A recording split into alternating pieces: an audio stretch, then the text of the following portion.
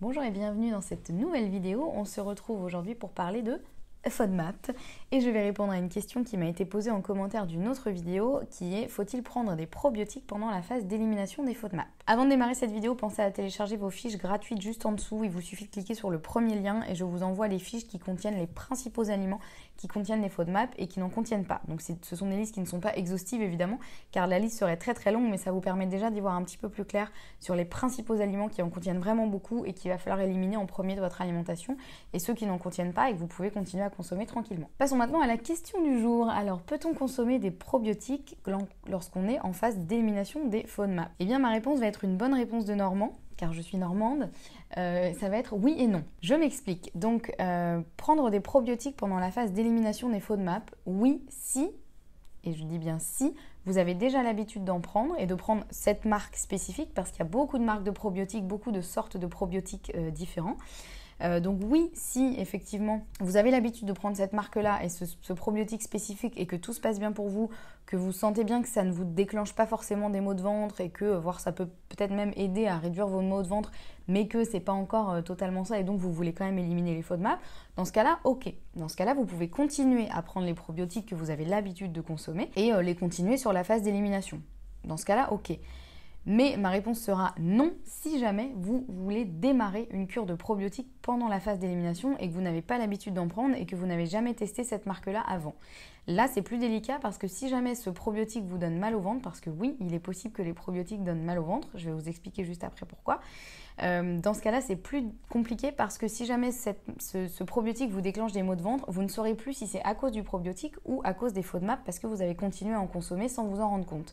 Donc voilà, si vous avez l'habitude d'en prendre, que tout va bien, ça ne vous déclenche pas de maux de ventre, vous pouvez continuer, il n'y a pas de souci. En revanche, si vous n'êtes pas trop sûr, vous ne savez pas trop si cette marque-là, vous la tolérez bien ou pas, vous n'êtes pas certain, ou que vous voulez démarrer une nouvelle cure de probiotiques avec une marque que vous ne connaissez pas, là vraiment je vous le déconseille parce que ça va fausser les résultats, vous allez être un petit peu perdu. Et il vaut mieux attendre d'avoir fini tout le protocole des FODMAP pour commencer à prendre ces probiotiques-là. Donc effectivement, comme je vous l'ai dit, il y a certains probiotiques qui peuvent donner mal au ventre et ça dépendra vraiment de la sensibilité de chacun parce qu'en fait, les probiotiques, il y en a différentes souches, différentes marques et qui vont avoir des réactions différentes selon les personnes. Parce qu'en fait, donc les probiotiques sont simplement des bonnes bactéries qui vont venir coloniser votre flore intestinale et donc faire en sorte que vous ayez encore plus de bonnes bactéries dans vos intestins qui vont permettre une meilleure digestion, etc.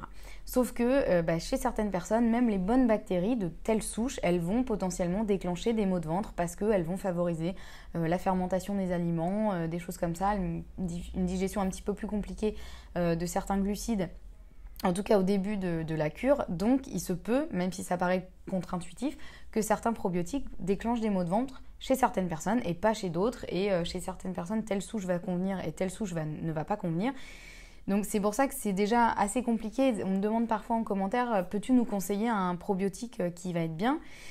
C'est assez compliqué parce que y en a tellement qui existent et la sensibilité de chacun va être plus ou moins différente. Après, moi, c'est vrai qu'il y a une marque que je connais qui est certifiée sans FODMAP, donc déjà ça c'est pas mal parce que dans certains probiotiques il y a des FODMAP, donc forcément ça peut vous déclencher des symptômes si vous avez le syndrome de l'intestin irritable.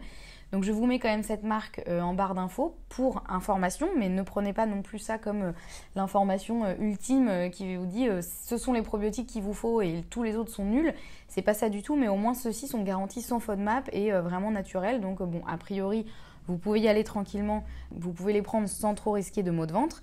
Mais voilà, mon conseil, c'est vraiment de tester votre sensibilité à vous. Une fois que vous aurez fini le protocole des FODMAP, essayez de prendre tel probiotique pendant plusieurs semaines.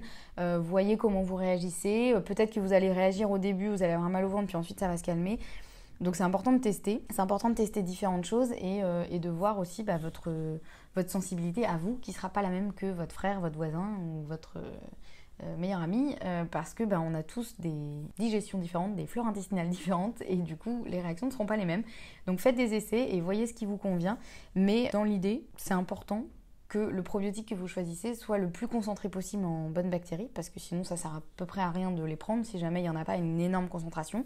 Et puis surtout c'est d'essayer et de voir lequel vous convient le mieux à vous, et pourquoi pas d'alterner un petit peu différentes marques, différentes souches pour être sûr d'avoir vraiment un panel on va dire, le plus varié possible devant vous et avoir le plus d'effets possible. Voilà, j'espère avoir répondu à cette question. N'hésitez pas à me dire dans les commentaires si vous avez d'autres questions sur les FODMAP, les probiotiques ou d'autres problématiques liées à tout ça. Je serais ravie d'y répondre autant que possible. Je vous retrouve très bientôt pour une prochaine vidéo du coup sur le sujet où je répondrai à vos autres questions. En attendant, prenez soin de vous et je vous dis à très bientôt pour une prochaine vidéo. Ciao!